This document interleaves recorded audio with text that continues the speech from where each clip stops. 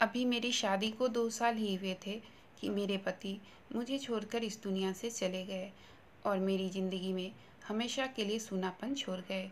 इतना सब कुछ होना काफ़ी नहीं था शायद कि मेरी सास ने मेरी शादी अपने 18 साल के नाती से ज़बरदस्ती करवा दी।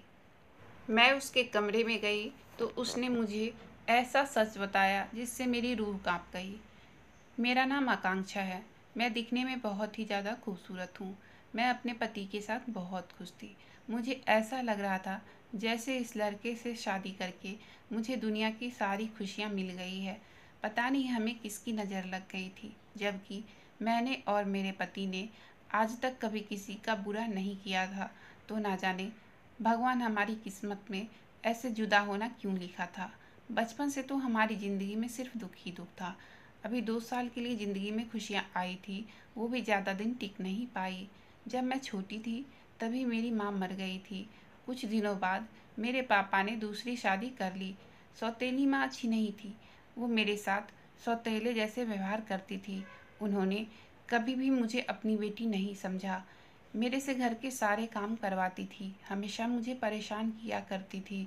मुझे बैठे हुए वो देखना नहीं चाहती थी। जैसे ही मैं थोड़ी भी देर के लिए बैठती थी तो वो मेरे से कहती, तुझे दिखता नहीं है घर में कितना काम पड़ा हुआ है। एक दिन मैंने सोचा, घर में रहकर माँ से खरी खोटी सुनने से अच्छा है कि किसी स्कूल में ही बच्चे को पढ़ा लेना। इससे 2 फायदे होंगे। एक तो पैसे मिलेंगे तो माँ की नज़र में मेरी इज्जत बढ़ जाएगी, और दूसरा माँ से खरी खोटी भी नहीं सुनना पड़ेगा। फिर मैंने एक स्कूल में पढ़ाना शुरू कर दिया। मेरी सैलरी आते ही मेरी माँ पूरी सैलरी मुझसे ले लिया करती थी। एक दिन मेरे लिए एक रिश्ता आया। मेरे माँ पापा ने बिना कुछ जाने समझे उस रिश्ते को हाँ कर दिया और मैं बहुत खुश हुई। मैंने सोचा, चलो इस घर से अब मैं निकल जाऊंगी। लेकिन मैंने लड़के को नहीं देखा था। मुझे कुछ भी लड़के के बारे में नहीं पता था। देखते ही देखते मेरी शादी का दिन भी आ गया और मैं विदा होकर अपने ससुराल भी आ गई। सुहाग रात वाले दिन ही मैं अपने पति से मिली और मुझे ये पता चला कि वो बहुत अच्छे इंसान हैं। उन्हें देखकर मुझे ऐसा लग रहा था जैसे अब मेरी ज़िंदगी में सिर्फ खुशियाँ ही खुशियाँ हैं। अब मुझे भगवान से कोई शिकायत नहीं थी। मेरे ससुराल में मेरी सास, ननद और ननद का एक 16 साल का बेटा भी था। मेरे पति ने मुझे कहा था कि मेरी ननद के पति नहीं है, इसलिए उन्होंने अपने भांजे को हमेशा बाप जैसा प्यार दिया था। मेरे पति ने कहा, तुम हमेशा इसका ख्याल रखना। मैंने कहा, ठीक है, आप चिंता ना करो, वो मेरे लिए छोटे भाई की तरह ही है। शादी की रात अच्छी गुजर गई। अगली सुबह मेरी सास मेरे कमरे में आई और अजीब अजीब बातें करने लगी। मुझे इतनी शर्म आ रही थी उनकी बातों को सुनकर। मैं सोचने लगी, औरतें इस तरह की हरकतें क्यों करती हैं। उसके बाद उन्होंने कहा, तुम अच्छे से तैयार हो जाओ, तुम्हें देखने के लिए रिश्तेदार आने वाले हैं, और हाँ, वो तुम्हें मुंह दिखाए में जितने भी पैसे देंगे वो सारे पैसे तुम मुझे दे देना। मैंने कहा, ठीक है मम्मी जी। मेरी सास परंपरा निभाने वाली सास की तरह ही थी। सास के कमरे के जाने से बाद मैं तैयार होने लगी, तभी मेरा भांजा मेरे कमरे में आ गया और अजीबोगरीब सवाल करने लगा। पूछने लगा, कल रात को आप और मामा अपने कमरे में क्या कर रहे थे। मैंने कहा, बातें करके सो रहे थे। उसने कहा, आप किधर सो रही थी और मामा किधर सो रहे थे। मुझे समझ नहीं आ रहा था कि इसे क्या जवाब दूं। फिर मैंने कहा, आपसे मैं बाद में बात करती हूँ, अभी मुझे तैयार होना है, रिश्तेदार बस आते ही होंगे, इसलिए अभी आप जाओ और मुझे तैयार होने दो। मुझे उस पर बहुत ज़्यादा गुस्सा आ रहा था। सारे रिश्तेदार के चले जाने के बाद मैंने ये बात अपने पति को बताई कि आपका भांजा निहाल इस तरह के सवाल मेरे से पूछ रहा था। मेरे पति ने कहा, मैंने तुम्हें कहा था कि तुम्हें उसका ख्याल रखना है, तो तुम पहले दिन से ही उसकी शिकायत लेकर बैठ गई हो। मैंने कहा, मैं शिकायत नहीं कर रही हूँ, लेकिन बच्चे इस तरह के सवाल नहीं करते हैं। मेरे पति ने कहा, इस उम्र में जिज्ञासा होती है हर बात जानने की, और बच्चे सवाल पूछ लेते हैं। मेरा भांजा बहुत मासूम है, उसका ख्याल रखना है तुम्हें, ना कि उसकी गलतियाँ तलाश करनी है। मैं हैरान थी कि मेरे पति को क्या हो गया है। वो वाकई अपने भांजे के लिए बहुत इमोशनल थे।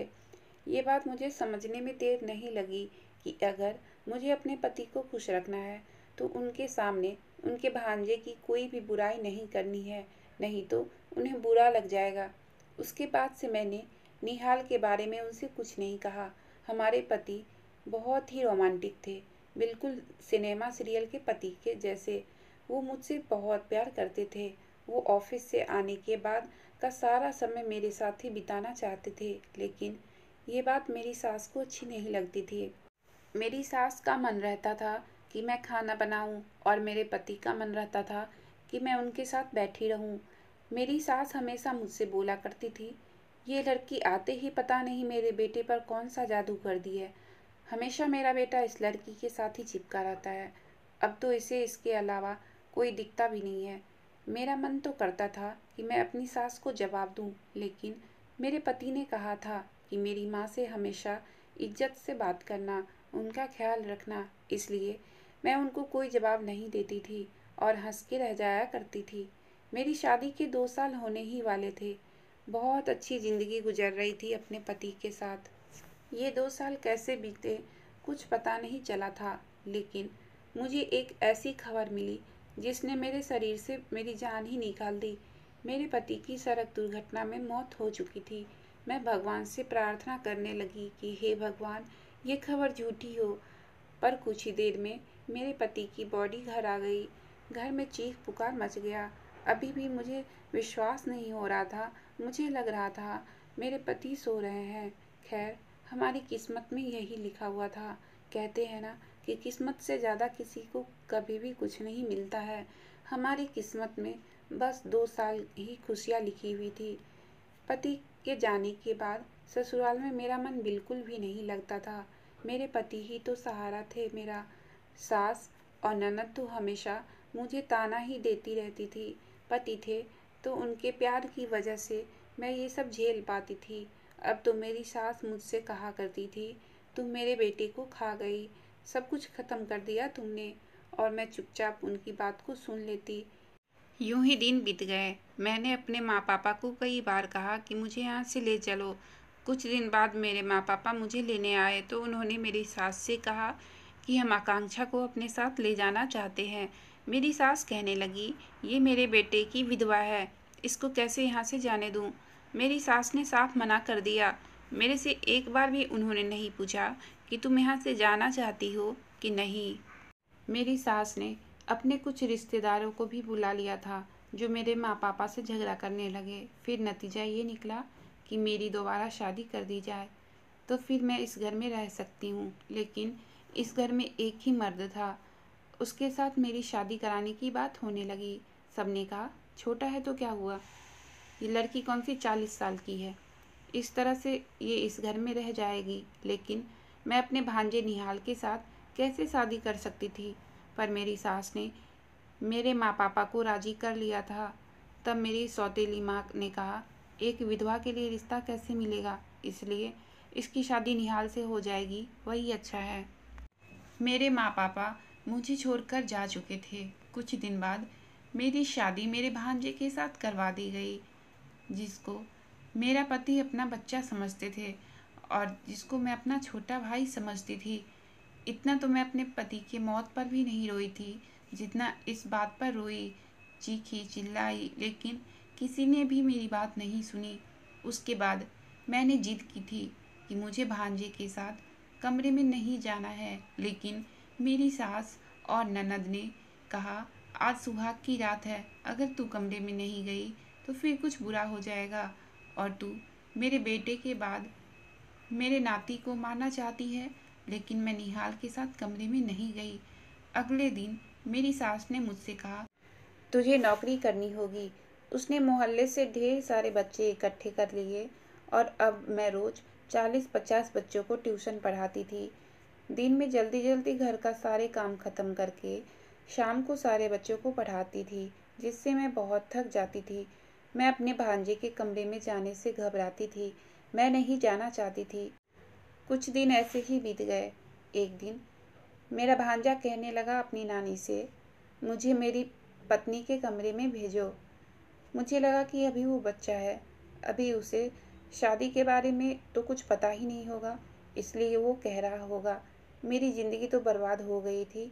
मेरी ज़िंदगी में अब कुछ नहीं बचा था। एक दिन मैंने सोच लिया था कि अब मैं इस घर से भाग जाऊंगी। मेरी ये बात मेरे भांजे को पता लग गई थी। उसने कहा, आप फिक्र ना करो, मैं आपकी मदद करूंगा। जो भी आप कहोगी वही मैं करूंगा, आपको कोई दिक्कत नहीं होगी। सुबह इस बात की खबर मेरी सास ननद को भी हो गई, लेकिन निहाल ने सब कुछ संभाल लिया। उसके बाद मेरी ननद ने चिल्लाना शुरू कर दिया। उसने कहा, आज तो तुम मेरे बेटे के कमरे में जाओगी। तुमने बहुत तमाशा बना लिया, लेकिन तुम निहाल की पत्नी हो। पति पत्नी एक साथ नहीं रहेंगे तो क्या अलग अलग रहेंगे? मेरी सास ने मुझे दुल्हन की तरह तैयार होने को कहा। एक पल तो मैंने सोच लिया कि कमरे के दरवाजे को अंदर से बंद कर लूँगी, लेकिन मैं ऐसा नहीं कर पाई क्योंकि मेरी ननद ने पहले ही दरवाज़ा खोल दिया था। थोड़ी देर बाद मेरा भांजा मेरे कमरे में आ गया। मैंने सोचा, ये तो बच्चा है, इसे डराकर सुला दूंगी। मेरी सास ननद भी खुश थी और मैं भी खुश थी। किसी को क्या पता चलेगा कि कमरे के अंदर क्या हो रहा है।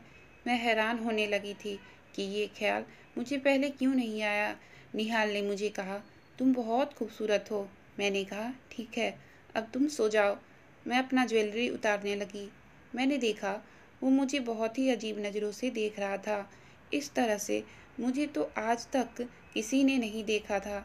मैंने कहा, इस तरह से तुम मुझे क्यों देख रहे हो? चुपचाप सो जाओ। थोड़ी देर बाद उसने मुझे थप्पड़ दे मारा। मैं हैरान रह गई। उसने कहा, तुम्हें तमीज़ नहीं है अपने पति से किस तरह बातें करते हैं, बेवकूफ़ औरत। मैंने कहा, तुम मेरे पति नहीं हो, तुम्हारी उम्र ही क्या है? उसने कहा, तुम मुझे पहले दिन ही पसंद आ गई थी। तुम्हें पता है मुझे तुम्हें पाने के लिए क्या क्या करना पड़ा? अपने बाप जैसे मामा को मारना पड़ा क्योंकि मैं तुम्हें पाना चाहता था। यह सुनकर मेरी रूह कांप गई थी।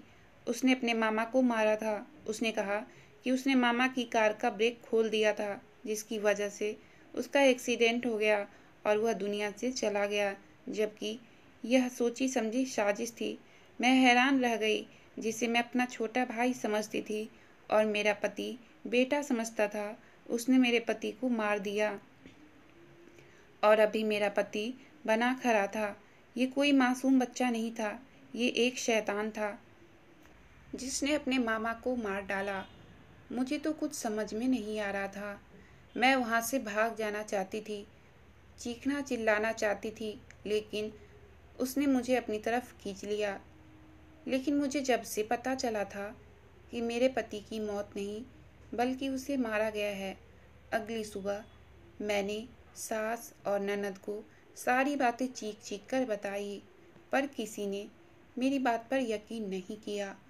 निहाल ने सबके सामने कहा, मैंने अपने मामा को नहीं मारा है, तुम झूठ बोल रही हो क्योंकि तुम मुझसे शादी नहीं करना चाहती थी।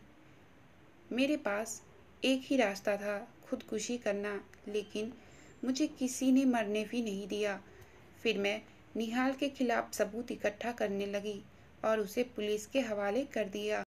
अब निहाल को उम्र कैद हो चुकी है और मैं बच्चों को ट्यूशन पढ़ाती हूँ। मेरी ज़िंदगी इसी तरह से गुजर रही है।